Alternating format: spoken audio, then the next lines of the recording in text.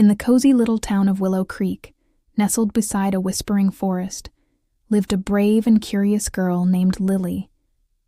Lily lived with her grandma in a charming old cottage with a crooked chimney and a garden full of sleepy sunflowers.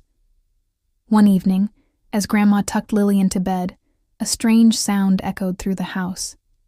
Tap, tap, tap. It sounded like tiny footsteps pattering on the roof. "Grandma, what's that noise?" Lily whispered, pulling her blanket up to her chin. Grandma smiled, her eyes twinkling. "They say it's the ghost of the giggling Gables, a friendly spirit who loves to play." Lily's eyes widened. A ghost? A friendly one? She wasn't scared, just very, very curious. The tapping continued, and soon it was joined by a gentle scratching sound at her window. Scratch, scratch, scratch. Lily peeked out from under her covers. She saw nothing but the silvery moonlight dancing on the glass. The next night, the sounds returned. Tap, tap, tap on the roof, and scratch, scratch, scratch at the window.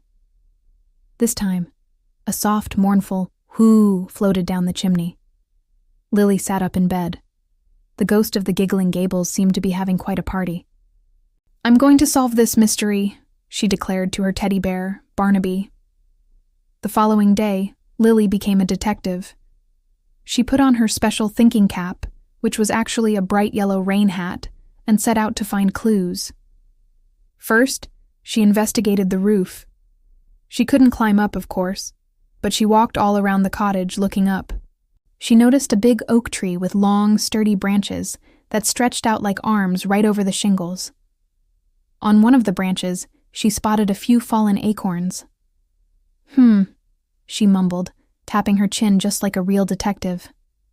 Clue number 1. Next, she examined her window from the outside. The flower box just below it had tiny little footprints in the soft soil. They weren't ghost footprints, though.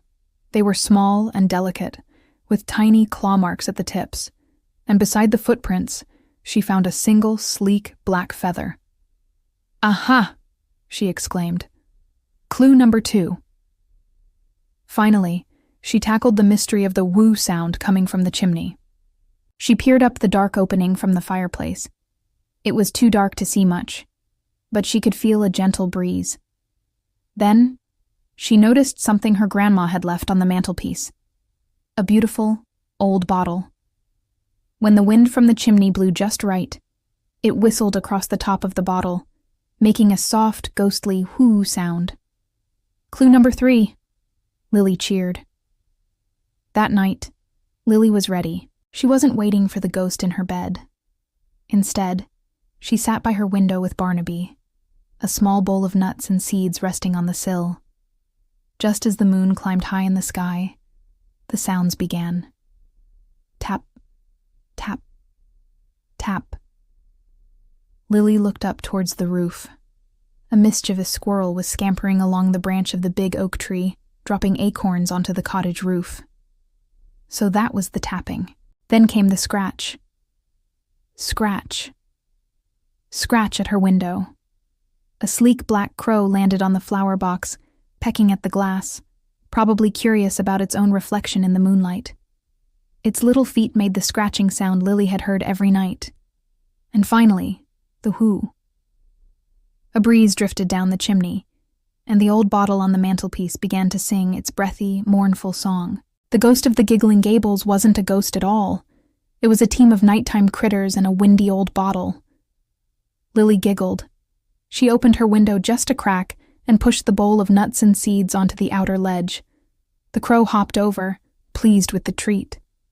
The squirrel, seeing the feast from above, scurried down the tree to join in.